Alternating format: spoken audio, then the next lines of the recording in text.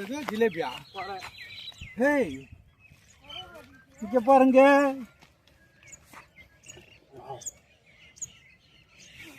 இங்க பாருங்க, இதான் குறவை.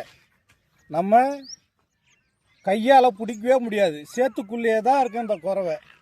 அப்படின்னு நம்ம தூண்டில மாட்டியிருக்காங்க. லக்கி தானே?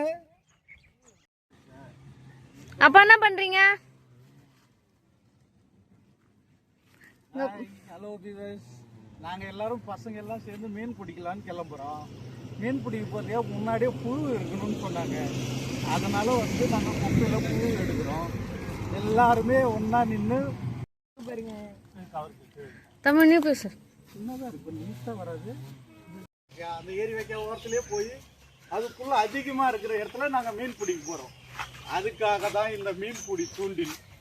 அதுக்கு முன்னாடி புழு எடுத்து வச்சுட்டு அதை ஒரு தம்பி கையில் எடுத்து போறாரு. ஆனா அவரு வீடியோவில் தெரியக்கூடாதுன்னு ஓரமா போறாரு. தம்பி மீன் பிடிச்சிட்டான் பாருங்க ஃப்ரெண்ட்ஸ், துள்ளுது. இங்க பாருங்க, ஜிலேபி மீன் மாட்டி இருக்கு ஃப்ரெண்ட்ஸ். ஒரு வழியா ஃபர்ஸ்ட் டைம் ஒரு மீன் பிடிச்சிட்டான். எப்படி துள்ளுது பாருங்க.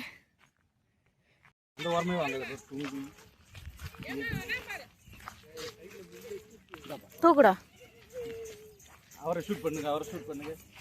இங்க பாருங்க எங்க மீன் பிடி தலைவனை எம்மா வேகமா மீன் பிடிக்க வராரு பாருங்க. எவ்வளவு பெரிய ஆள்லாம் நாங்க கூட்டின்னு வரோம் பாருங்க மீன் பிடிக்கிறதுக்கு.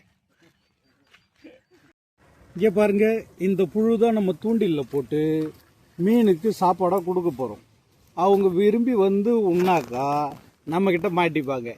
இல்லை ஜாக்கிரதையாக இருந்தாக்கா அவங்க தண்ணியிலே விளையாடிவாங்க.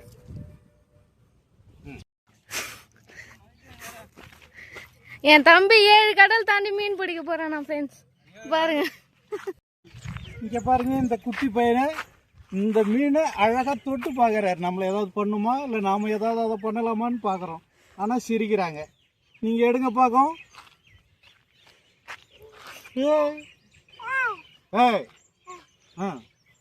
தண்ணியில் விட்டுடலாமா?